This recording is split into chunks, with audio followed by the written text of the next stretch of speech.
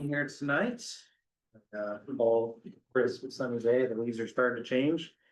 Tonight, we get a presentation on our strategic plan update in accordance with district policies 0300 and 0700. District administration will update the board on progress towards the 5 aspirational goals in the strategic plan. Maybe. Yeah, once the clicker starts. Hey, Jeremy, is there a secret to this? Oh. Here we go. So we are excited to update you on our strategic plan, and here are a few fun facts. 70% of all strategic plans fail because they lack effective measures to monitor the plan. We have those measures and we monitor our plan regularly. They fail because they don't have a continuous improvement process, which we clearly do, and you'll see that. They fail because they don't align their efforts. They fail because they don't have a culture that believes in every child. And Tom, you've seen it, even when you've been in both of those schools. We Firsthand see them, they're engaged. Yeah, really each means, like, all means each in this district. And finally, 70% of all strategic plans fail because school districts don't remove barriers to learning, and we try to do that wherever we can. So what you're gonna see tonight is this strategic plan. It's a good plan. It is a solid strategic plan that's working for us. We have all the right factors in place. We have incredible people in place, and even people that aren't sitting in this table that are in the audience are also a huge part of making this plan work, along with our teachers, our operations staff. Everyone's hands go into making this work, because ultimately, right in the center of that bullseye are our kids. And that's who we keep at the center of our work and the center of our mission. So tonight, we just want to give you a basic understanding, and we want to review our progress towards our 5 aspirational goals. And remember, at board meetings, you get reports from the operational staff. Tonight is a chance for you to hear about progress towards the aspirational goals that we'll tell you about in just a second. We'll talk about considerations, next steps, but what we're not going to do is get into each goal in depth, because we do that at other study sessions or have throughout the other times that we've been together. So tonight, we just want to show you how we're doing. You're gonna love it. And tell you about all the amazing things that are happening. We always start with our promise, and Brian Shear did this just on Monday when he was with our campus safety officers. Everyone in this district, when we ever start a presentation, we start with our promise to know, value, and support all of our kids. And here are some of our brilliant little faces. And some of our incredible teachers just doing what they do best. They love kids, and our kids are learning, and you're gonna see that. Future Ready, that's the name of our strategic plan. It was in, I don't know, Kelly, what was that, like 22-ish when it's like we started it before COVID, we kind of paused it and we brought it back, and it was the strategic plan that needed to launch. And because it has, we are doing incredibly well. Just want to remind you about the 3 aspects of our plan. Like smack dab in the middle is our student learning focus. This year, Strong Minds, Kind Hearts is like taking over. It's catching fire everywhere, and we love that. Then we have instructional effectiveness, which, Kelly and her team just are like unreal at. Couldn't ask for a better team. And then we have the great protectors of the district, our operational staff, that make sure that our classrooms have heat and air conditioning, and all the other things that they need to learn. And they just make sure that they keep things running for us with meals and buses and all those great things. Here's like something that's super exciting. So we use a metric from School Digger. So it's almost like, we're weighing ourselves on the same scale every day. And we have been for a long time. This year, we are ranked 11th out of 247 districts. And that's up from 17 in 2020. That's great. Mm-hmm. That's People like, in the right direction. yeah, no kidding, right? That's something to be super proud of, because that's a lot of hard work. That means that we are right up there with the Mercer Islands and Bellevues. And I was like, I don't know, Kelly knows, I'm just like, And as soon as I saw it, I was like, hey, look at this data. We're all 11th now. yeah. You have a goal now, right? Oh, well, we've had that goal. We like being 11th, but we're not gonna stay there, right? All right, so I'm going to start us off and sharing some data from the state level. So if you remember seeing this presentation in the past, we start really big, we go to the state, then we kind of narrow down to our district. So this slide comes from OSPI. So they share data out how the state is doing as a whole. So when you're looking at this, if you notice kind of on the title there on the right-hand side, it says level 2 or above. So the Smarter Balanced Assessment is scored out of 4 scores. A level 1 is a student who's below grade level. A level 2, the state calls it foundational grade level knowledge that you see on the title as well. A 3 means a student is consistently scoring at grade level, and then a level 4 would be above grade level. So what this slide is showing is as compared to last year's Smarter Balanced Assessment in English, Language Arts, and Mathematics, you'll see the 2 separate lines. Compared to this past spring, how did students perform in those 2 years? When you see the green boxes, it shows you at a state level, those grade levels performed better than they did the previous year. And then the red would be that grade level performed, at a lower level. So you can really tell like 8th grade math stands out to me as a state. 8th graders did a lot better. And then when I look at 10th grade ELA, that red box really stands out as well. Like what happened with 10th graders? And again, this is at the state level. That doesn't mean that our district performed the same way. This just gives you a picture at the state. So pretty minimal changes overall, and that's at a level 2. So this slide bumps you up to a level 3. So again, this is a student performing consistently at grade level. If you notice, the numbers are larger. So what that means is that more students were performing at a level 3 or 4 level, a lot of students moved up. You'll still notice the same 2 boxes are kind of highlighted. You still see 8th grade math was the strongest across the state. And then that same thing, 10th grade ELA dropped the largest at the state level. If you have questions, ask. Mhm. Don't save them. Yes, Okay. please, yeah, please, yes. So what the state does here is they broke it down so you could see how many students scored a level 1, a level 2, a level 3, or a level 4. And again, they use the language below grade level for level 1, etc. So they have English Language Arts on the left, they have math on the right-hand side. Now, what I want you to notice is at the top, the title says among all students expected to test. This is really important. That means that any student who did not test, a 0 gets entered into your district score. So adding in all of those zeros means, and then in the bubble kind of on the right-hand side, if you were to add up a level 2, 3, and 4, which the state is saying is sort of passing, ELA across the state, even with zeros, meant that the state performed at a 70.9. For mathematics, the state would have said 63.3% passed, again, level 2, 3, or 4, including zeros. Then the next slide is, because here's what we do to OSPI. We say, why are you holding us accountable for all of these zeros?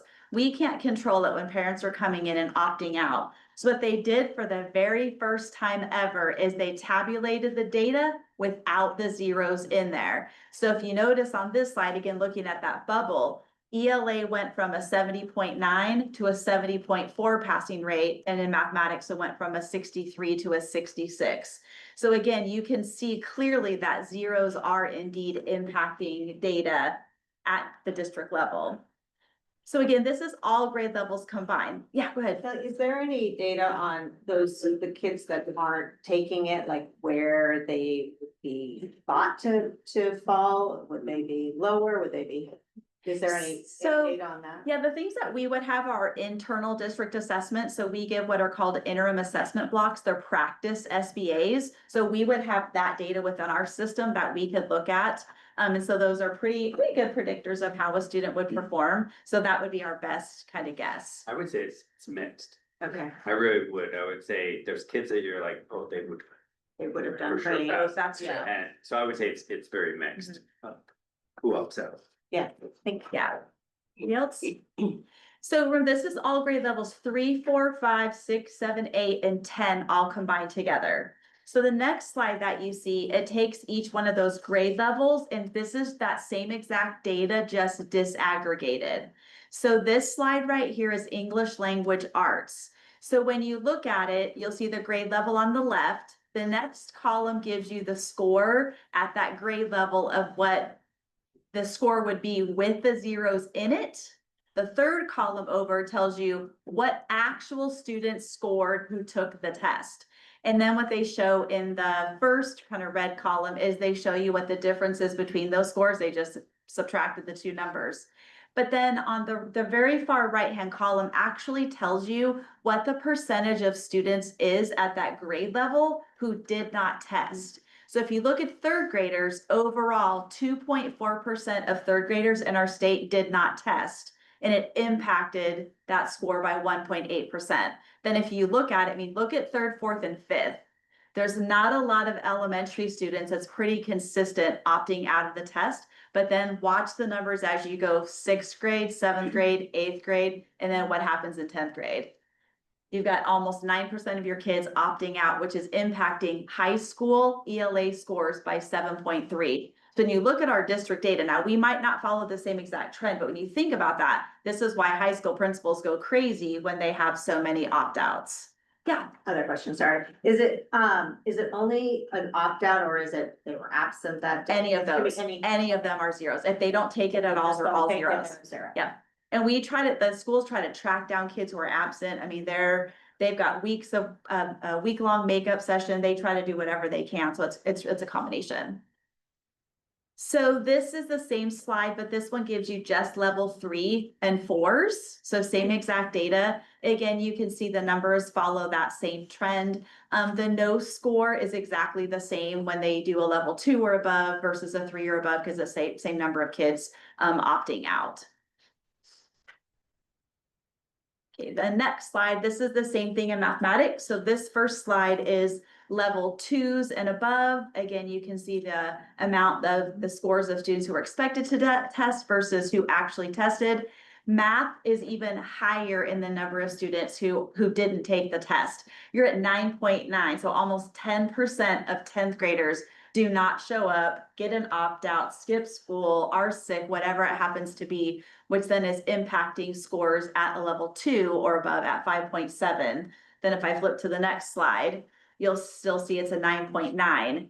And so level 3 and 4 students, if you're only taking those, it's only a 3.3. So it's impacting that lower score more, but still, like, overall, when it's your school, it has that impact. So they testing all one particular day, or is this a accumulation of what they're doing? Yeah, good question. So we do testing over 4 days. So the high school does a late start because there's so many kids who have to test and the number of proctors. So what we do is 2 days, we focus on English language arts because students do a computer adaptive test. And another day they have to do what's called a performance task. So it's these longer open-ended where they have to write. So we do the computer adaptive test one day, the performance task another day. Math is done on the same day. And again, it has those 2 components, but it's not quite as, mentally taxing for students. And then on the 4th day, we do a science test. And so then after that, we just start all the makeups, and it usually happens the week before Memorial Day, somewhere in there. The district's on a common testing schedule. So both high schools are doing the same thing, same day, same kind of processes. You do a makeup test later on then. That next week we do makeup. Yeah. And the state gives us a 12-week window that we have to do our testing in. And then Kathleen, our assessment director, she coordinates with all the buildings to make sure they have everything that they need. So it's quite an involved process. I know that way. It's too bad somebody missed it out when you're trying so hard. I know. I mean, it seems like you come up one way or another in the whole process. Yeah. Okay, are you ready to move to Pierce County? Okay, drum roll. We could actually have a drum roll right now. I didn't peek at your slides. Okay. All right, Pierce County, ELA.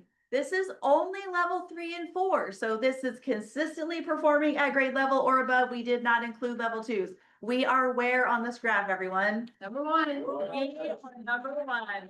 So number 1 behind, or who is behind us now? I want to just point out that Derringer and Carbonado are only K-8 districts. So if you look at that data that I just showed you and how zeros impact our 10th grade scores, those 2 districts do not have that 10th grade impact going into their data. So that right there is a massive celebration. And so I did include the state data on there, but you can see the rest of the schools in Pierce County. So this is massive. Jump, jump, jump for joy. Okay. The next slide. We're finally being in first place. I know. Right. So the next slide, even though we're not in first place, This is a huge accomplishment. So we were 5th place last year. We were in 4th place, but here's what's not on that slide. Last year, the difference between 1st place and where we were 5th place was 11.2 point spread. So if you do a quick math up there, 64.1 minus 59.3, we are only 4.8 away from the top. So we closed a significant gap. And I also want to point out who's number 1 and number 3 up there. They do not have high schools giving them zeros. So if you were to give them some zeros, they would be below us, slam dunk. We'd be number 2. So, but I mean, in ELA, we're still number 1 counting the zeros, but you know, hey. So anyway, so Pierce County, that was a huge math gain for us. So yes, I'd love to see us at number 1, but to say we're number 4 and to close that gap is a pretty significant achievement in 1 year's time. So yeah, so congratulations to everyone out there. So using these, it's great to see what's happening in what schools are amazing. Do we use these anyplace else in what we're doing for as a state? Do we get additional funds or anything? I might tell everybody about that. We wish. You get a ribbon. No. Get a participation ribbon. Our schools do get banners, so if there's a certain area, it could be overall school improvement they'll get a banner for, or they might get a banner for a certain subgroup that the state measures, so we'll get those periodically, so. I think what you might be getting at is that we need to open a cabinet next to the sports trophy cabinet and put up some trophies for academic achievement. Yeah, absolutely. I mean, this starts to be broadcast out there. Maybe hanging from the library rafters or something. There's people that criticize Main the Street. bands and look what we're doing. No, great job. Yeah. Tom, what we do get from this is the trust of our community, who will pass a bond for us and let us build more schools so that we can keep this magic going. I mean, that's our biggest reward. Because while we are incredibly high performing, we have districts around us that are struggling. And they're struggling in a lot of areas, and we want to make sure that they get the resources they need as well to serve their kids, because they're all of our kids, right? Absolutely. But what this does for us is our schools are overcrowded because people love this area and they love what we're doing in schools, and they keep moving here. So we get all of that, just real positive reinforcement from the community, so. Can I share one little story? Yeah. So right after the data hit OSPI, so you can't see anybody else's data till it drops. And so like right away, another one of our competitive school districts called and wanted to know what we were doing to have moved our numbers up so much. So. Yeah, White River. I mean, it's just, it's great to see what this team in front of you is doing and the people in this audience, in this district, it's working. This plan works.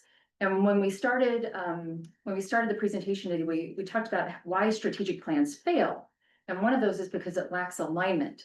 Well, that's one of the hallmarks of our strategic plan is it infuses alignment from the very, very top. Like superintendent, cabinet, directors, we all, like you put that strategic plan in and it comes down the funnel to professional goals and the school improvement plans that are worked at in the buildings or departments with the operational goals. And then administrators have their goals, and then teachers have their goals, and they work on those goals at their PLC late starts. And then it all drills down to the student. And we try to keep this as tightly aligned as possible through all of our processes and systems, routines, procedures. And when we see something that's not in alignment, we have a continuous improvement process that will try to make little changes along the way. But this is a hallmark of this district, and we are incredibly proud of it and work hard to make sure that this happens. So now Kelly and her team are going to show you some really fun data about our district. But there's a key that we want you to see, and you can take this, pack it apart, you might not need to, but this is how you're going to need to read the following slides, because some will be marked or colored in red, some will be green, and then some will have arrows that are obviously red, and some will have green arrows, and they each mean a different thing. But we just want to make sure that you understand the key before we move on, because that will help you. And you might even see some equal signs, because things just stay the same, which we're totally fine with that too. Remember, these are goals we're setting internally. Correct. Yes. Oh, And yes. your goals are always very, very, Mhm. they're very Well, I'm so glad you brought that up, because what you're also gonna notice is, again, this is a solid strategic plan. What you're gonna notice is that we might have added a few years to it, because like, we're just, like, that flywheel is just starting to get some momentum, and we don't want to stop because there is no time limit on a strategic plan. I mean, some people say it's 5 years, 3 years, 7 years, whatever, but we continuously monitor this plan, so you're gonna see a few extra years added on with a few more benchmarks, because it's working, and we don't wanna stop working this plan. I just know that you've set benchmarks in the past. Yeah. And when you then looked at the data, you didn't reach your benchmark, but you still grew 5%. And Right, you should still get credit for that achievement. well, you know, we like to. I know, I'm saying it out loud, because you won't say it, because you're humble like that. Yeah, okay, well, I'm gonna start with goal 1, and these are our littles. These are the success in the early years. So think of our K3 kids, that every student by the time they get to 3rd grade will be successful. So here's your first look at the key Lori was talking about. So this first slide here, are our 3rd graders. So last year, our 3rd graders, most of us have been with us since, preschool, K. So you're looking at our 3rd graders this year. So you can see, again, the red for 2025. It's showing that although we didn't meet our standard, our benchmark that we had for 2025, the green arrow is showing that we are still trending upward in our schools. And we were really close to that benchmark there. And then on the right, we've broken it down by our schools. So again, I'll let you kind of look at that for a second, but you're gonna see for 24-25, again, look for the reds. The greens meaning that school hit that benchmark data, and then the green arrows mean they increased, trending upward, and you'll see a couple equals there. So like Maple Lawn met the benchmark, stayed the same as the year before. Look at Emerald Hills, Yeah, holy smokes. That's a good job. yeah, I mean, and that's the thing, it's like you can find so many little celebrations in all of this. And I know me coming into this new role, Steve and I have already started, like, they are analyzing this data like crazy within their buildings. In fact, Friday is the day where they're really looking at these goals, and they're like that funnel, they're really digging into, okay, so Maple Lawn, 76% of them now 4th graders, who are they that we really need to hone in on, and providing more supports to those subgroup goals. Look at Holly Heights, I mean, that's a big jump, and then to get to 90. Yeah, Yeah. That's awesome. so, Victor Falls did a good job too, and I see that when the Yeah. schools too. Way to go, Adam, nice job. yeah. And so again, just some really great, exciting news here. And then 3rd grade, sticking with 3rd grade, then this is math, and this is super exciting. Nice. Our elementary team, not only did we trend upward again, but we hit that benchmark, and look at all those green arrows with our schools. And so I did want to tell you, like, maybe you've heard, but we did focus really hard in on math last year, with our new Eureka Squared curriculum, and doing some lesson studies with teacher groups, and we're continuing that work through this year as well. But this is a huge celebration for our 3rd grade, and honestly, our K3. Like, we celebrate our teachers in kindergarten, 1st and 2nd, who were a huge part of this as well. It's not just they get to 3rd grade and then we need the foundational supports too in those early years. Benchmark, yay. Yes. I know. So good. I mean, we're gonna hit that No. 80. That's We amazing. are hitting it. So like, to piggyback on Tom's question, how are the schools celebrating this with their teachers and their students and everybody? Yeah, well, in my role right now, I can only speak to my one school, but I can't wait to see the celebrations that happen. But through our SIP, our school improvement plan, we actually have monitoring points along the way. And one of them is the end of year review. And so we did that in June. We put up all the data and we just celebrate like crazy. And then they come back in the fall and they revisit and do a comprehensive needs assessment, where then, okay, now where do we go? we can always have room for growth. So now they're making new goals, new building goals, new subgroup goals. And then the teachers are working on their own student growth goals based off of the data as well. So celebration definitely happens in every building too. It's great. Yeah. Daffodil's growth. Yeah. Wow. Yes. Since we have a couple new members, could you touch on maybe some of the challenges Daffodil has? Of the school, because I mean, they have worked so hard on those for years. Oh, she I can say a couple Yeah. things. So Daffodil is our highest free and reduced lunch rate school. So they're a high poverty school, so they qualify for title, huge ML population. And so just those two things combined just create a lot of different needs and different supports for that building. So yeah, a jump like that is incredible. Like it's. What's the ML population? Oh, I'm sorry, multilingual learners. So they have a lot of Hispanic Latino community at their school. Yeah. And I'll just add that other multilingual learner population, they have many more newcomers to the country than other schools. So I would say that the kids that are coming in really have in with very minimal English skills. So they're doing a lot of work to meet these goals. Probably adapting in a lot more ways than just the language In the too. average person. Well, I think that their ELA scores knowing that or even, you know, was hugely impressive, right? Like the jump there was. Something working, because there's some major jumps on these slides. Yeah, so that's kind of the next, so we are noticing that definitely across the board, ELA math performance, we are trending upward, that's what we want to see. We do have varied progress between our schools for various reasons. We recognize that. We work really hard in the elementary to do some really early intensive interventions, which we call win time. What do I need time? So everyone is getting an extra 45-minute block of time that's strategic to what they need. And we continue to do great work with our PLCs, which is where they, like Lori said, that's where they're really analyzing data all the time and really catching like who is not getting, who's not showing proficiency. And then what are we going to do to make sure they get those foundational skills before you move on to the next unit. So what's next for us? Obviously, we're doing great work with it. We want to continue to focus in on what we know is working well, providing targeted supports for those gaps that we do see.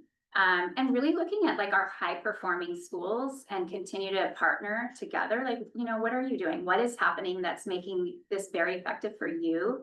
I get to now see that side of things, working with all 10 buildings now is really incredible. And to be able to see that there are definite peers out there that can be supporting each other. And we have a very strong elementary admin team that when we meet with them, they're doing a lot of collaborative work and a lot of data analysis together with their SIPs as well. We're like our next one, we're having peer editing happen. They're going to bring a goal and they're going to get advice from their peers and share what's really going well.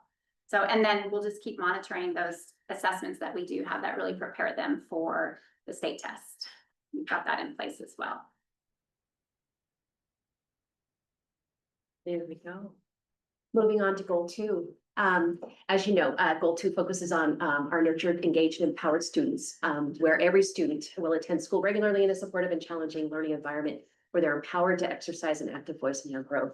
And big picture, what we focus on in this particular goal is really attending regularly, because if kids aren't in school, they're not learning. And so we need them in school so that they are learning and so that we're seeing the success, right? So attendance is one of those foundational areas we want to really work on, and we're seeing good things happening in our buildings. As well, that supportive learning environment. In fact, I'm just going to move it right here.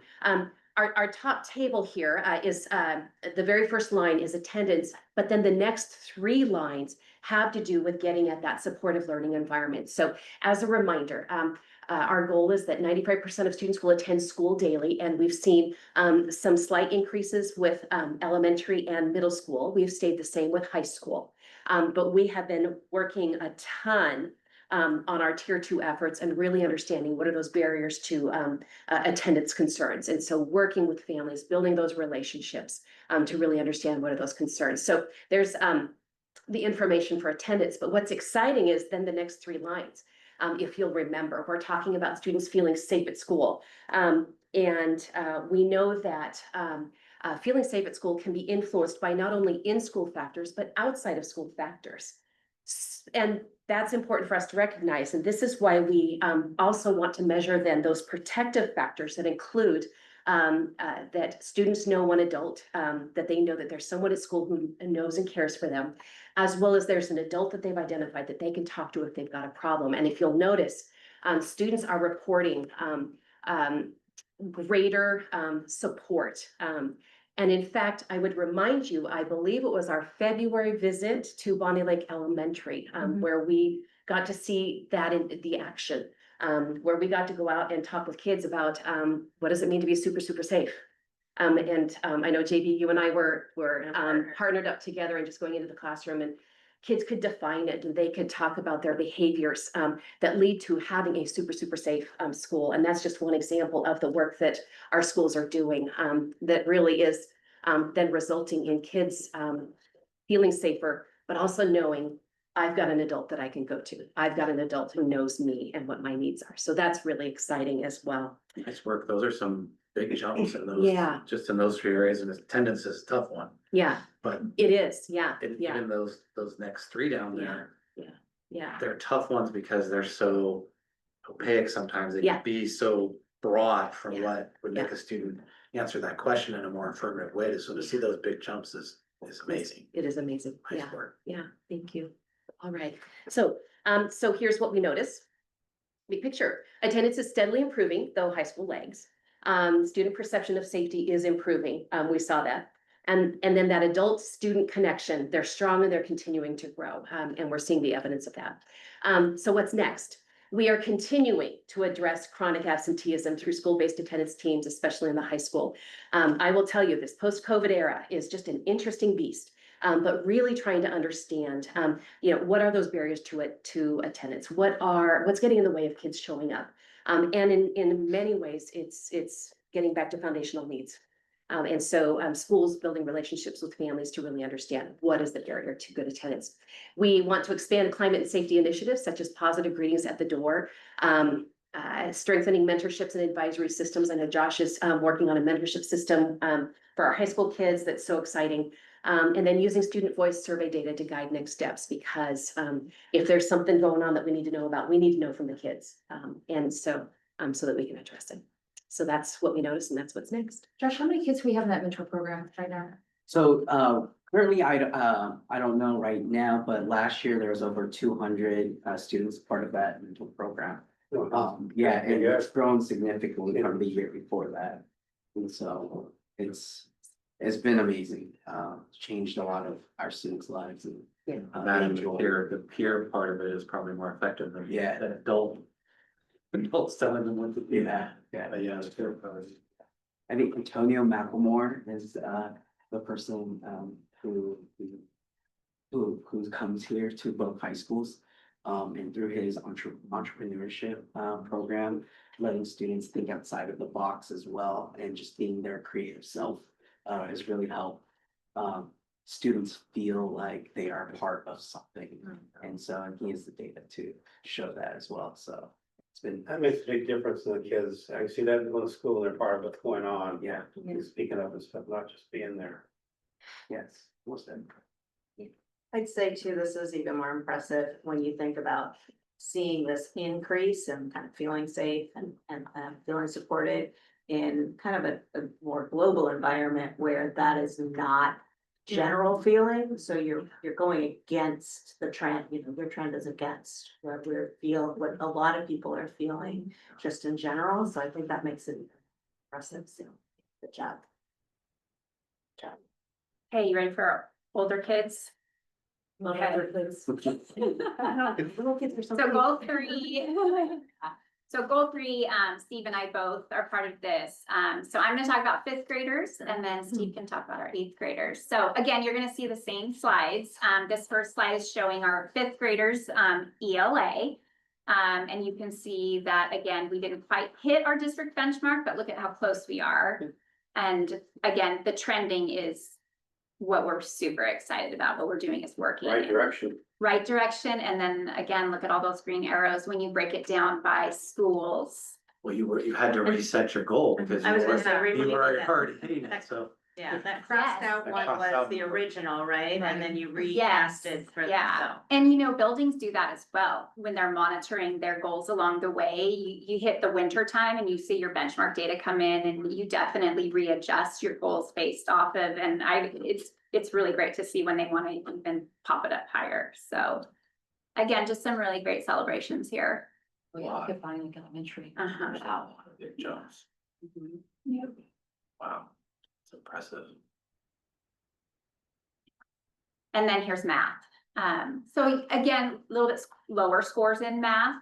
We know that this is going to continue to be a focus for this cohort, especially as we head onto the middle school, and that collaborative K-12 work is going to be important. But again, trending up, 66%, not quite there. And then on the right, there's one that I wanted to just point out for you. If you look at Liberty Ridge, you'll see that not only is the arrow down, but it's a very small percentage of students that met standard. We had one classroom, they have 3 classrooms up there, and we had one classroom that we had to invalidate their scores. There's certain protocols and rules that we follow with testing, and if there's one thing off, then the entire class has to be invalidated. So without that score would not be as low as it is. And we continue to review and retrain our teachers when it comes to test taking time as well with students. So I just want to make sure I pointed that out. How do you do these tests? At a certain time, the day, and they do this, and they hand them out, the kids and all that, Yeah, all that. yeah, yeah. Lots of different rules. Lots of different rules. Can you maybe touch on, just for some of the newer members, like what would be some examples of what would validate a classroom? I'll let Kelly jump in on this. So, students, so say they're taking the math test and they have a piece of paper in front of them that maybe has math formulas on it.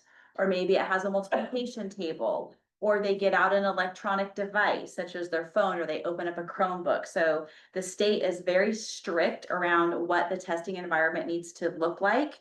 And so whenever we believe we might have a testing irregularity, our district assessment, our director will talk with the testing people at OSPI and let us know whether or not we invalidate. So in this case, we had that irregularity. They said, yes, we would invalidate. So what happens is every one of those students count as a 0. And that's why you see that as a 36. So it not only impacts the student score, it impacts our district score, which our math would have maybe have been even higher. But here's what we were able to do that was super amazing. Our director was able to, the student test scores are automatically, or their tests are automatically scored. So she was able to capture their score before it got switched to a 0. So we were able to use some data to then move forward to the next set of teachers in case that would be helpful. So we did a little bit of, how might that student have scored? So it's really unfortunate when that happens. It doesn't happen very often. Sometimes if we invalidate, it might just be one student somewhere, but in this case, unfortunately, it was like almost the entire Who's class. the observer? Who's that from? Who are they from? The observers, or that what's going on? Is it? OSPI, right? So how did we OSPI know? is- Oh, how did we OSPI is know? Observing it? No. So what happened at a school is sometimes, so we have an assessment coordinator at each building. So the assessment coordinator is responsible for making sure that teachers are trained. They might walk into a classroom and notice all of a sudden, why are there papers out on student desks? Or why is this happening? Which then causes us to have to investigate. Yeah. Well, a teacher could just realize something along the way and go, oh my gosh. And then they self-report and then we have to look into it and realize, yep, that's gonna be valid. So it's, can be. I can understand the whole process. Yeah. It could simply be one student forgot the rules, and got done with their test, or pulled out their phone and that's it. Like, it just takes Years one ago, person it to. was a teacher science and they had, material up, they'd been up Yes. there from first day of school, Yeah. actually years. Right. And Yeah. the teacher in collecting things and looks up there. So had to self-report. Mhm. Right. Yes, you can't have any like anchor charts on your wall related to, I mean, picture, you may have, you know, how to find an area of a triangle posters up on your wall. You can't have anything. And so teachers will either take stuff down, cover things up, but there's a lot that goes into it. And so, That's good. yeah, sometimes teachers Okay, miss so- a certain thing. You used to be in there, forget it's even there. Mhm. Yeah. Yeah. All right. Let's move on to the middle school. And JB, I'm gonna come back to your question. You were asking earlier about like, how are the buildings celebrating? And I wanna just say, when I think about the middle school, and I know it's true at the elementary, principals and teachers are watching these results just as soon as they can. When Oh, the yeah. preliminary results are coming out, they're on it. So way back in June and then through August, they've been keeping an eye on this. And so when the results are kind of finalized, the celebrations do definitely begin. And the middle schools continued, really the trend that Ellie was talking about. Right now, we're looking at 8th grade ELA. And as you can see on the left, you know, the overall score did not meet the benchmark that we had set. However, it was a significant improvement from the year prior. Looking at each of the middle schools individually, you can see each middle school made great gains. I think what's very exciting, you look at Lake Ridge, Lake Ridge continued, you know, that 3-year trend of, you know, kind of being at or above the benchmark, but also made a 13% That's huge. That's great. gain. So, you know, definitely not to put any shade on the other 2 middle schools because they did a great job as well, but just overall fantastic. And moving on to our mathematics, again, continuing kind of the trend that you saw with the elementaries, our mathematics scores continue to be lower than we had hoped. But again, the growth overall, you can see we didn't meet the benchmark, but it was just about a 12% growth overall. And then when you look at each of the individual schools, you know, great results from the schools. I point to Mountain View. Mountain View swallowed that 32% in 23-24, and I can tell you they dove after that. And so kudos to, you know, really the teachers and the administrators across all 3 schools. You know, all the efforts that they made this last year with the new curriculum and everything, just A great improvement, really is good. pardon me. A great improvement.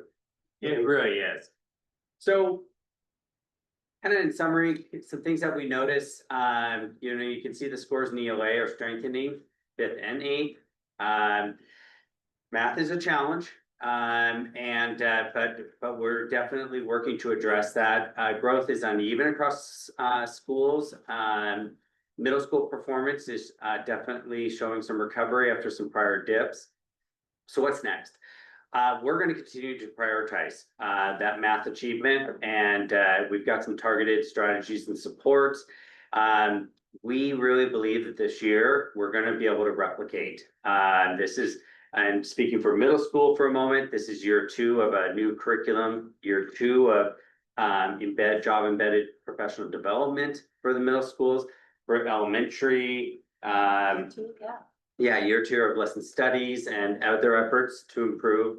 I said about the math instruction in the middle schools, and then just you know, monitor the use of the IABs, the practice exams. And really what's exciting is those last 2 bullets, those are both being expanded into our high schools as well. So very cool. All right, Mr. Josh. All right. I get the privilege of sharing what our team has done with goal 4. And elimination of disparities in student access and success. But specifically what I'll be focusing on is is regarding discipline. And so that's the piece that I'll be talking about. And then I'll pass it over to Kelly. She'll talk about students accessing rigorous coursework. So, sure. All right. So, before we get into the data, just kind of want to remind all of us what our goal is. So by 2026, Discipline data will show no disproportionality in suspension and expulsion incident rates across all student groups. So what that basically means, what disproportionality means is when the rate of students suspended or expelled is compared to other subgroups. And if it's greater than one, then those are areas that we might need to look into. And so, and I also want to point out that when we're looking at this and how this is calculated, it's calculated by the number of incidents, not the number of students, number of incidents.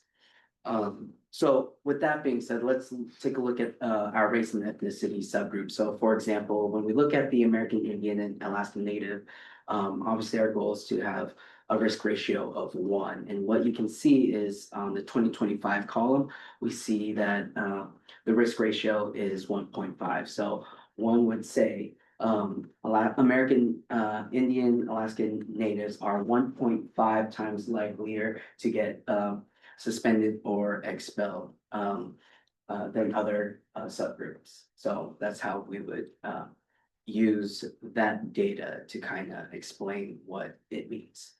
And then, as you can tell, it's same subgroup. It's down, right? We have Asian 0.4, and then you have African American or Black. It's 1.83. Hispanic Latino 0.88, Native Hawaiian Islander 0.53, multiracial 1.33, and white you see at 0.99. And what I also want to say is that when we have small population, the risk ratio will be heavily influenced.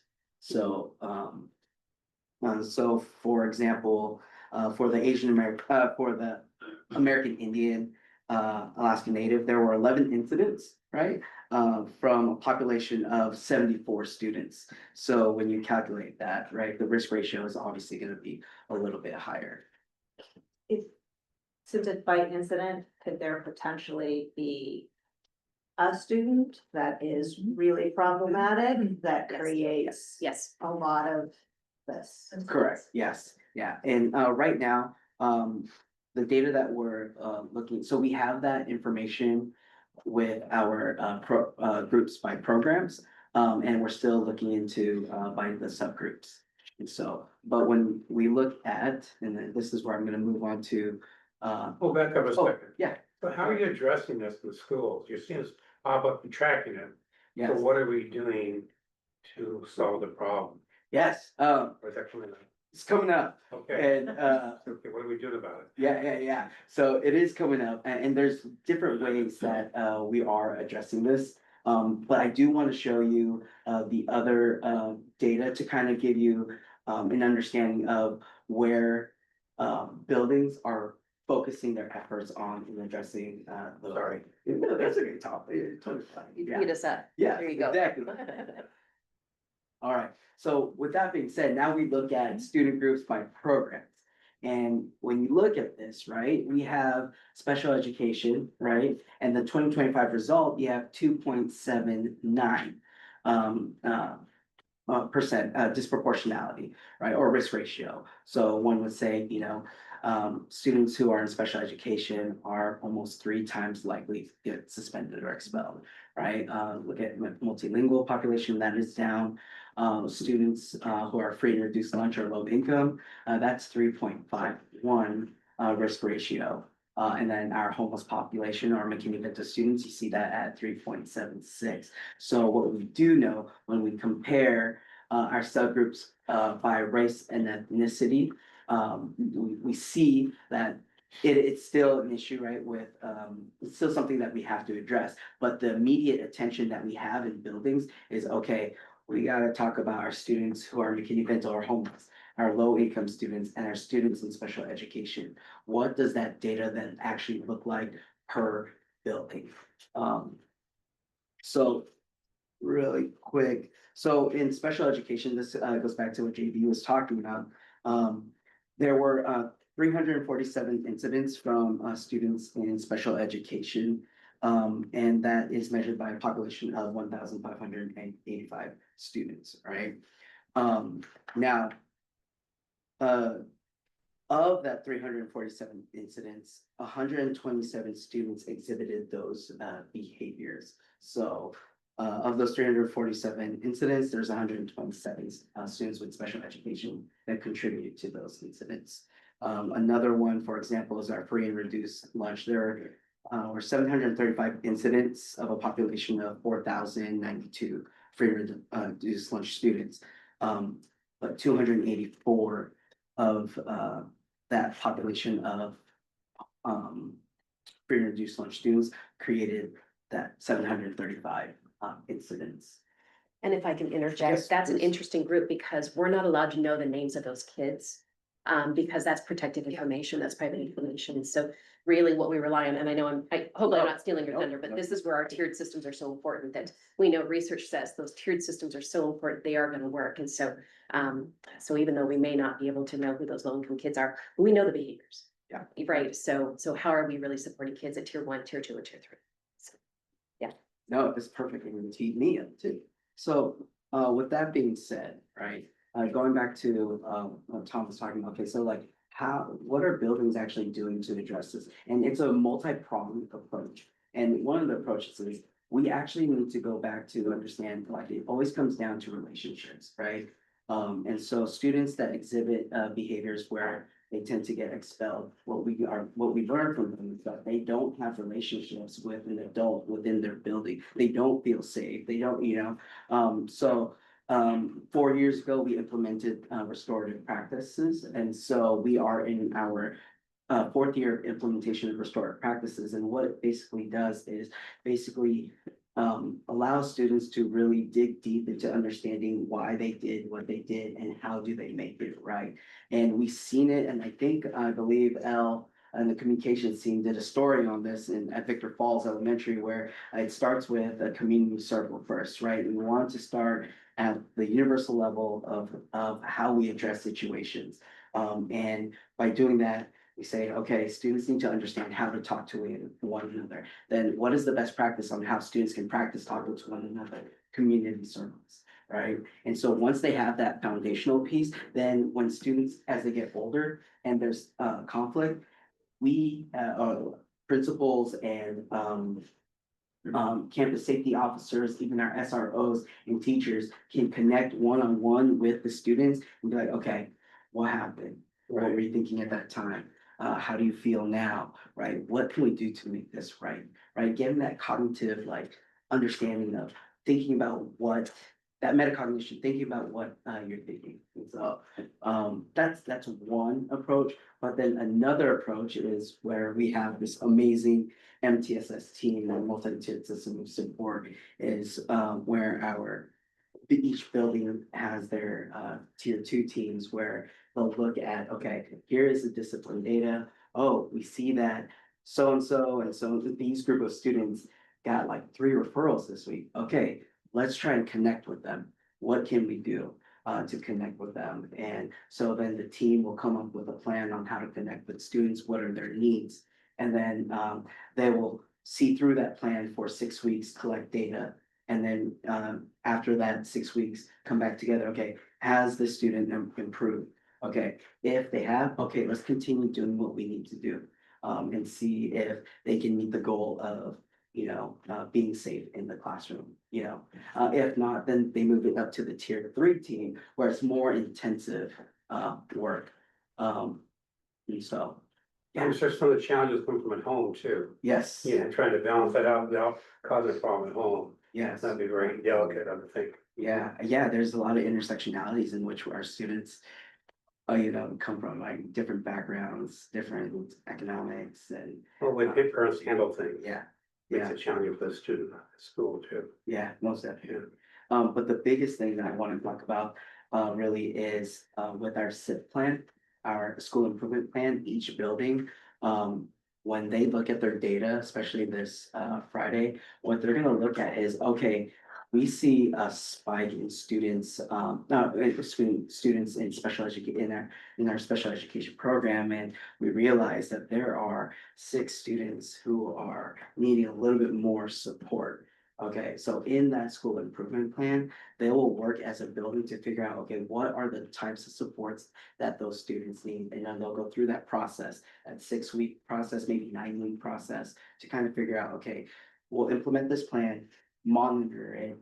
Did we implement the plan with fidelity? We did. Okay, then what's the outcome of the students? So it's really cool seeing how buildings are really utilizing the system, and really it's thanks to, the team that we have, but Sherry, David, Sarah, and just working with all the building principals. So yeah, sorry, I keep talking. No.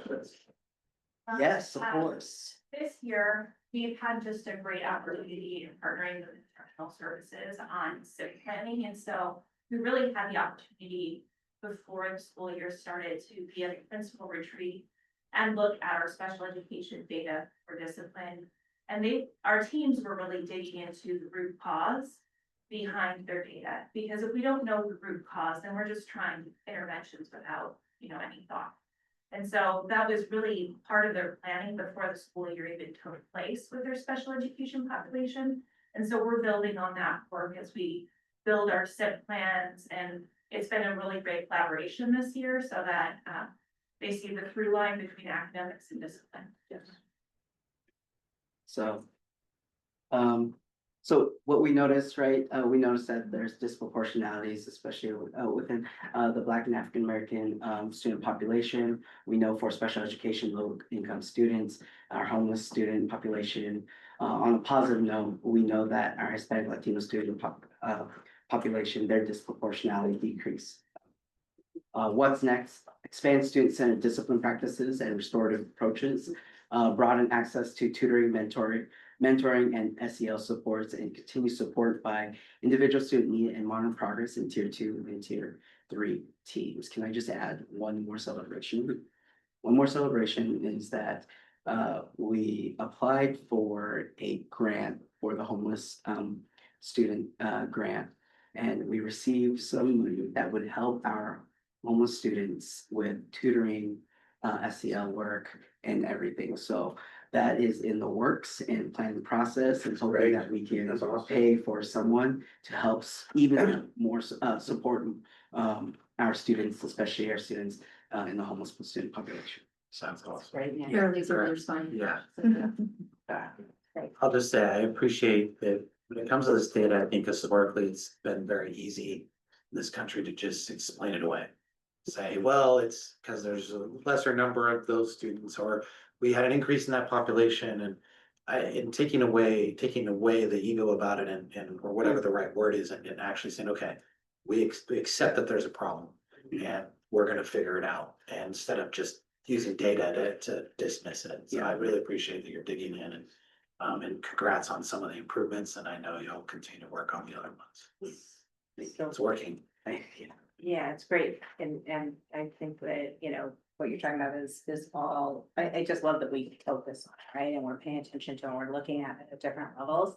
One of the questions that I have is, how are the teachers feeling when it comes to discipline and on the programs that you're talking about addressing it? Are they feeling supported in their ability to manage discipline situations, to get additional resources if necessary, that kind of thing?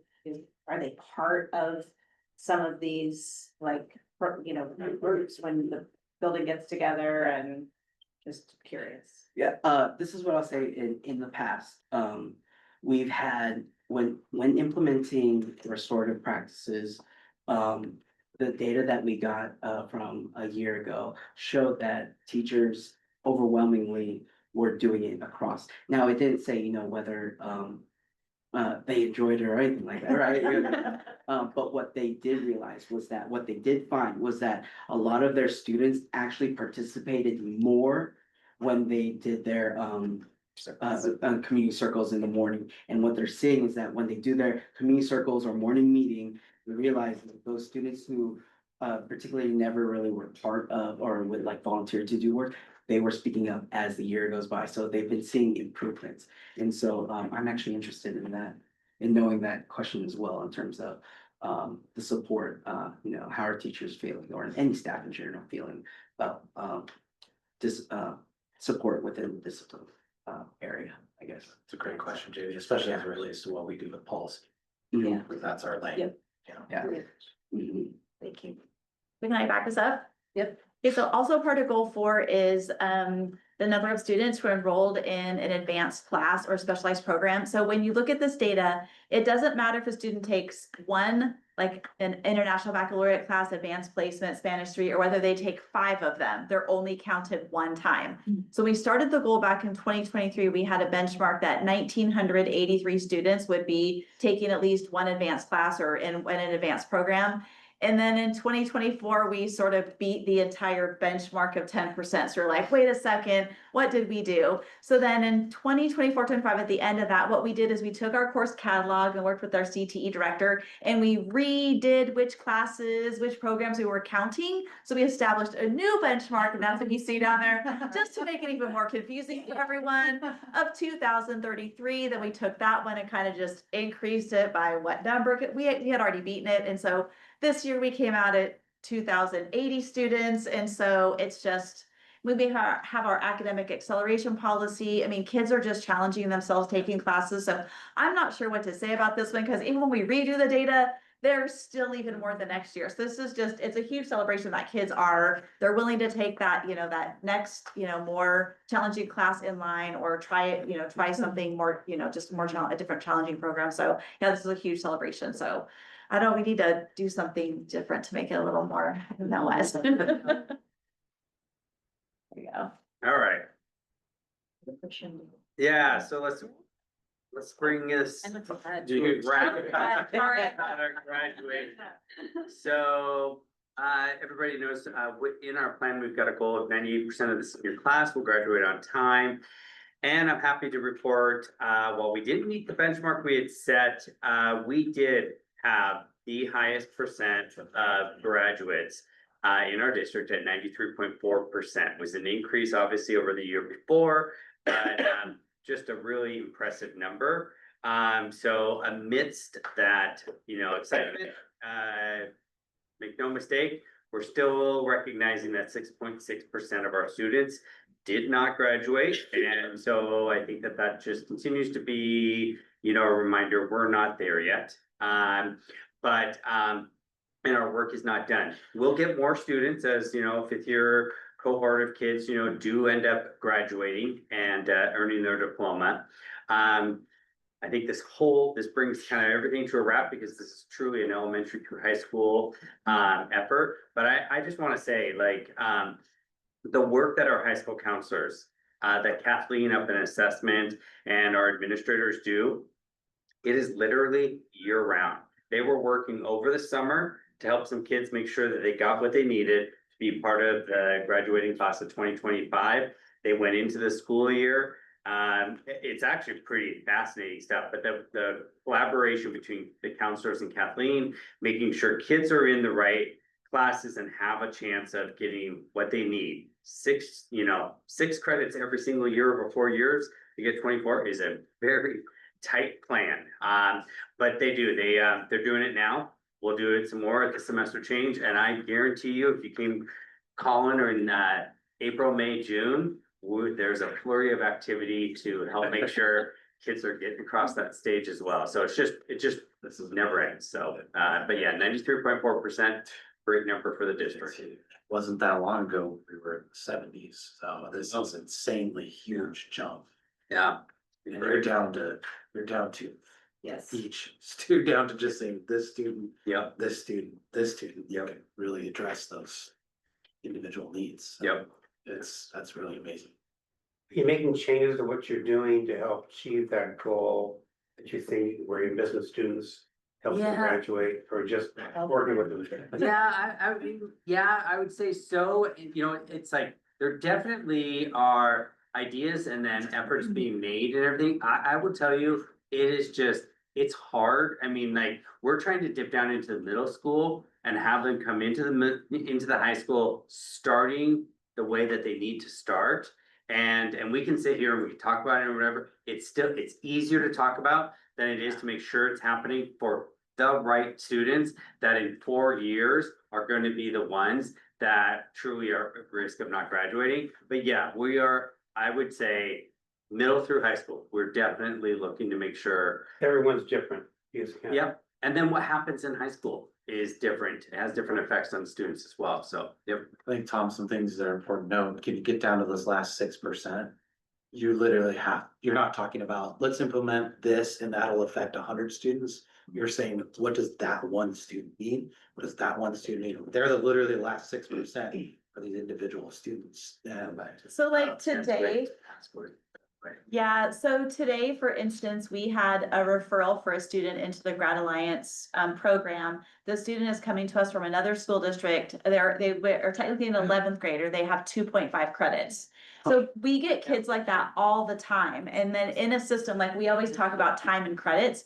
And sometimes when we get students, there is no way physically possible ever that we, in that short amount of time, that we can intervene for a student to earn, 21.5 credits, whatever it's needed. So that's pretty frequent. We get seniors who are a student who's classified as a senior every single year in that category. And we try to do whatever we can, but I will tell you so this is a 4-year grad on time. So anybody who's on the email chain, when we have students who finish partway into a 5th year, Kathleen is sending out this email to everybody. Congratulations, Bunny Lake High School, you have a new graduate. The student's name's on there. And everybody is just adding to the email chain going, that's so exciting. And, and just a huge congrats. So I think sometimes when I look at the slide, sometimes a student won't finish in 4. But we have a heck of a lot more who persevere, who go on to a 5th year. And if it takes them 4.5 years or 5 years and they get that diploma, that's what really matters. And so, and I think Steve might have said that, like that's our 4-year, but our 5-year is even higher. And that's what it's about. It's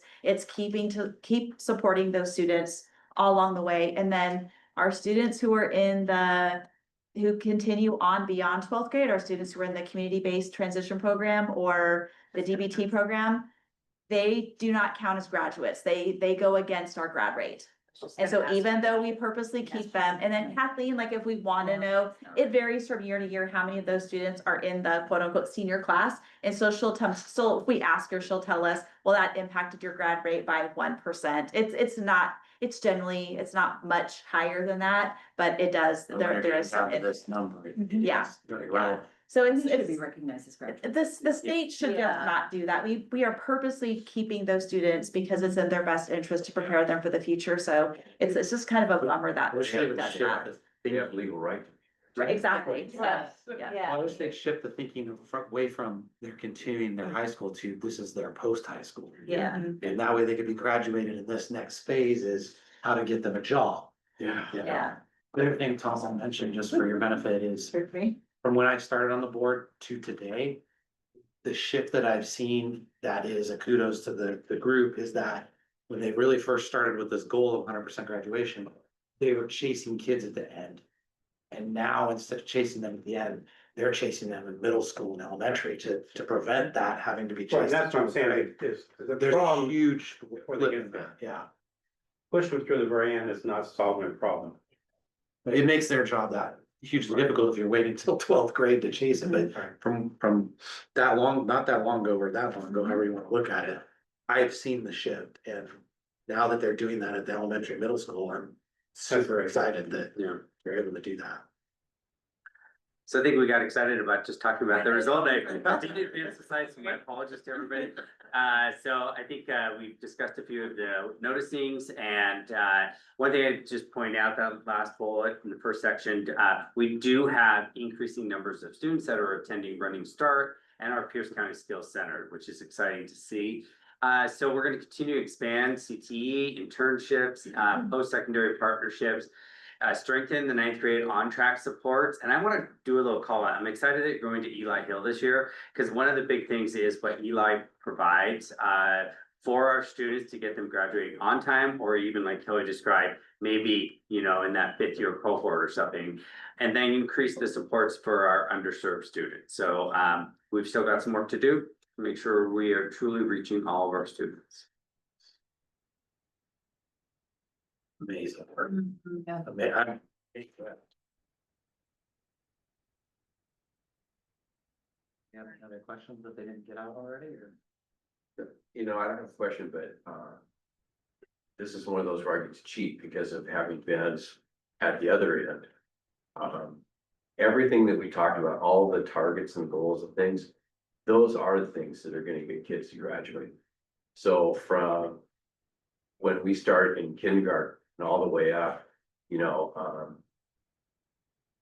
the kids have come not only academically prepared, but are prepared to challenge themselves, prepared to, take on some of the challenges, the things that Mary Lee's, you know, folks do over there for the homeless and stuff. But there aren't very many kids that are gonna reach graduation and stick with it if they don't feel that they're part of the organization. They don't feel like they have a voice in the organization, and if they don't feel like they're cared for. And it was fun. Recently, I had the opportunity to dinners to meet with different people, and we talked about somehow it got out that I did what I did in a former life. And I'd always have at least once a night, some usually dad or gentleman who was always asking, I was a high school principal, blah, blah, blah. And it was interesting because Kim pointed out third or fourth night that I always started off with, well, here's what happens in elementary in our district. Here's what happens in middle school. Here's what happens in high school. Here's how we all work together to do those things. And first and foremost is we want the kids to feel that they are wanted, that people want them there. And every night I had at least one of the parents say, I've never heard that in our district. And these are people from throughout the country. So it was really great. I had to send Lori a picture because to me, it kind of tied up as we were having those discussions. Kim and I were walking by a store, I forget what it was, and a big poster in the window. They had posters in every window. It was great, but the one was kindness is sexy. And it made me think about, you know, what was it that I enjoyed most as a high school principal for 27 years? And honestly, it was watching the adults and kids be kind to each other and really establishing, I think, an environment where people wanted to be there, they didn't have. And I think that's what our district is. People want to be in our district. There's not a lot that had to say, I have to. And I think if we ever get that 100%, that's where we're gonna get 100% at graduation, because in my opinion, most kids that don't graduate on time, there's family problems that they are, quite frankly, doing superhuman things to help the family. There's drug and alcohol problems, which is issues in our country. And there's some that just have, for whatever reason, don't feel like I belong. And I think those things are huge. Well, I was gonna say the same thing, you know, you've got students that are very smart, doing a great job. The problem is their family, something wrong with their family, outside that, like parents on drugs, some that could really cause their decrease for not being able to graduate. You know, make sure we're addressing those issues too, if you know about. Good point.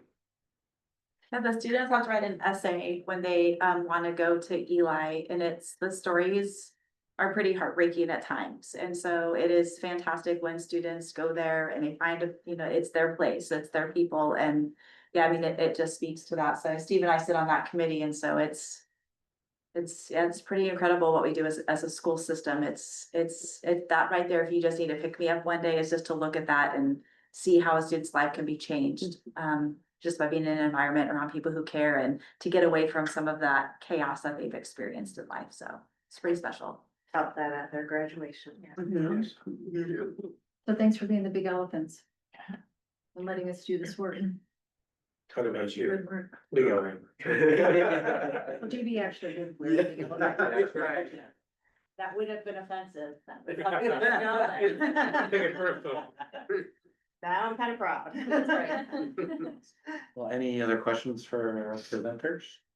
The only thing I kind of want to with both ways, with special education, I mean, I know you have a certain number of kids that makes it disproportional when you look at full. But the other is, and I don't know where the time and the possibility is, but a lot of that is. How do I say this? You have kids with unique needs, and unless every adult in that building, and quite frankly, every student that interacts with that child knows how to do that, the triggers are just amazing out there. So. I don't know I mean, I've spent 40 some years now trying to figure out the answer to that. I don't have. Well, one of the things that we talked about going into this is just, you know, when you look at a kid who's having particular behaviors. One of the first things you think about is, does this kid likely have a disability that's impacting them? And so like, sometimes you see an inflation of that number because, you know, the discipline causes us to make a referral. And so that's one thing that's difficult within that data piece. The other thing is it's really the fidelity plan. And we can have the best written plan. We haven't taught people how to do that and modeled how to do it, the plan will fail. And so that's part of the intentional work that I know our special education department is doing, but also we're doing it with general education students with behavioral things that are popping up too. So I would love a world where kids didn't need to get an IEP because of discipline, but they end up, you know, thriving because we intervene early. Just to add to that as well, one of the things with one of our behavior specialists, Dr. Sumner-Bonney, one of the things that she talked about, because she's so invested into restorative practices, it's like, why aren't we doing this systematically with our students? And one of the things that she has implemented within the program is, okay, if a student has a behavioral plan, what should be in there is restorative practices, which will then she has to then train teachers, okay, how do you address a student who exhibits these behaviors through a restorative practice lens? And so it's really trying to systematize those best practices. And so those are some of the cool things that we get to do with a lot of our partners and other groups. So yeah. It's amazing to put positive things into a systemic system. Yeah. Yes. Y'all did a great job. Yeah. That's Thank awesome. you. Best team in the world right there. Nice, yeah. Oh, yeah. Didn't know we were doing all this such detail. Obviously, learn every day what we're doing here. It's awesome. Amazing. Thank you. Thank you. All right, well, that brings us to board discussion. And topics of discussion, this is our chance to speak as a group, and is there anything that anybody wants to talk about? I have a couple. Go for it. Sorry. Yeah. Okay, I have, well, one, and this is probably really for Brian, and part of this is because I wasn't, well, I think it's come up since, but I wasn't here at the last board meeting when we went over safety plan. And I had an opportunity, and I can't be mad at myself because I can't remember Stacy, Scholes, thank you. I talked to Stacy Scholes, just on her chance. And one of the things that she brought up to me, I have it here, I want to really ask that, if we have any second floor classrooms or buildings, that there are ladders available at each one of those, and something to break with this. So she was very passionate about that, and I would bring that. Yeah, thank you. We are, we've been in discussions for the last couple of years about how to bring the district up to compliance with, you're talking about evacuation tools. Yeah. Off our stairwell. Our elevators aren't working. And yeah, we've got plans. We actually just met with all the sped directors, yesterday. Because we have some new crew. Yeah. Up there, Jane's a new director, not here right now, but Yeah. we had a meeting and we're actually collecting bids right now. From different companies to make sure that we have the right tools in place. And it's more than just, you know, getting them off the floor of the elevator. It's really part of our evacuation plan. If You were in lockdown. we're in a alarm, Out a window. we gotta make sure that we get people out safely.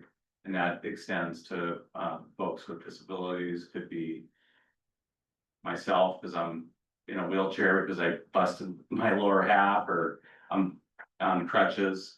So it really could extend to a lot of different folks. It could be our staff. We have staff that struggle on stairwells. They have to use an elevator every day because they're not able to get up and down.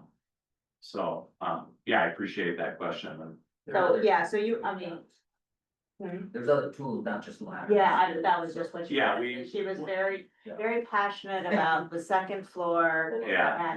And people being able to get out of the second floor if for some reason there was some kind of a fire or Yeah. something else. So what we're looking at is evacuation chairs, evacuation mattresses, there's slings, there's different ways to do it.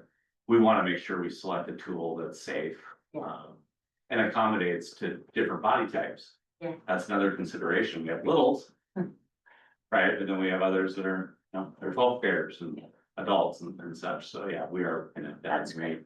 I was told her I'd bring it up. Yeah, I think thank I you. know who to talk to, so. Yeah. So that was one. The other thing I thought maybe we could talk about, just while we're here is I know Lori's brought it up before, but on the 13th is World Kindness Day. And I think we're going to be going maybe that day to go see the Early Learning Center. Yeah. So I don't know if there's that's something we should talk about, or if we want to think about that more another time, or something. It's a pretty fun place. Well, this would be, we don't have another study session before that day. You have a board We meeting? have a board meeting, but study session Well, and discuss we've it. got some homecoming, dump truck parades, yeah. I don't have any specific ideas, so I'm just bringing it up as something if we want to talk about it, or if we wanted, because we're gonna be at the Early Learning Center, do we want to try to focus on doing something there, or do we think we want to do something broader, or do you all?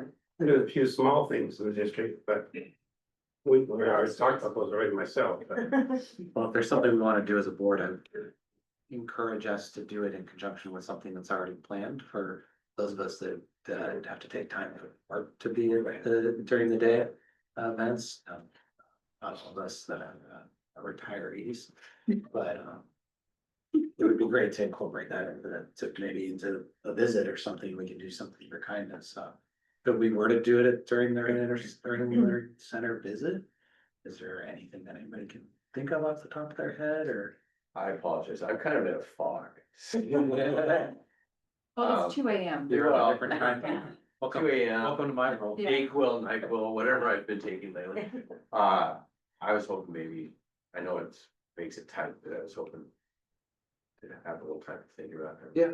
How about I Yeah, do no. this? I can also connect with Martina to see if they have anything going on in the building that you Yeah. could either connect with or add to, or. Yeah, they've got some really cool things going on with kindness, so we could even show you that. We could have, I mean, she's got her little beehive. Yeah. We can bring that up and show you some they're doing as well. Yeah. I didn't know it was that day. That's so perfect. It's awesome, yeah. Yeah, I mean, I wasn't. No, I expected a full plan from you, Bill. I'm a little Actually- disappointed. actually, I have to tell you, this is. Can you bring your kindness of sexy signs? It's a- but- it's got- Well, moment, I'm just kind of, yeah, that and found out, so my wife has to have a procedure, she has a hiatal hernia. And we've just been going along with, nothing, came out with this much that we're now reading through to find out what you have to do, she has to stay in the hospital, I'm going. Well, this is gonna be so fun for how many weeks, so I'm kind of spinning on that one too. But I will be by next Tuesday, something in mind. Okay, Okay, awesome. yeah, that was just. No, it's a good time to bring it up. I appreciate that. JB, have your elephant outfit ready. Yeah. We have 12 of them. I know, I know. It's enough for everyone. We might No, have we can go something to going. ours. Yeah. You have to walk the bridge in them though. Oh, that would be a sight. I was so excited, I heard somebody just said that, oh, it's down at the hospital room, she had her pre, and somebody said, the bridge is fixed. And my first thought was, the bridge? It's One not of the the many bridge. bridges broken right now. Yeah. Yeah, the bridge. But look at fall days, crossing the bridge. She said it was River. 30 degrees when she walked across it this morning. It's getting dark. I know, Getting it's dark and dark. cold. Not cool. well, I'm working towards getting my knee replaced. Oh, Ooh, So, the doctor next week, get a game plan, shooting for December, but they told me it's pretty tight. So we can do, so I might, Might have, I might might miss some things, yeah, you might come in on the Zoom, Hips, knees, gosh. yeah. Any other topics that we wanna talk about tonight? Yeah. Thank you, those are good ones, thanks for bringing those up. You know, I do have to say though, it was fun sharing what you folks, yeah, what you guys are doing and the results of that and. Within that group, there were some teachers or former teachers and. It was interesting because not one of them said that it was viewed in their opinion, in their district that. From kindergarten to high school, we're all in this together, we're all trying to get to that same end spot, that didn't exist. And the other was blessings for all of us is three of those were teachers had gone through numerous superintendents in the last few years. And I was able to talk about what having the consistency and the looking at these plans. I mean, I know from working with Lori that from first day before she took over to now, it's been just a consistent, persistent march forward. And that's how you make progress because that was their main complaint was they're in district where it was, let's try this year, let's try this. Well, that didn't work, so let's go to this. And having that consistent march forward is just huge. We try not to chase the shiny penny. That's right. Stay the course. You can only go to so many workshops. Yeah. Good work. All right. Well, with that- Thank you guys very much. That was excellent. Okay. Very good.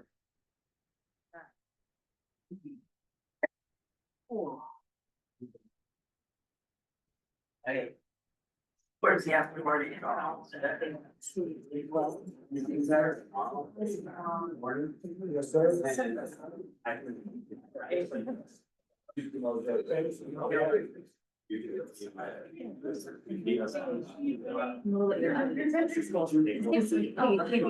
Really ask you that. Yeah. Because she's asked me that before too, and she knows the answer. Oh, right, okay. So I feel like I need to tell her because asking you is kind of,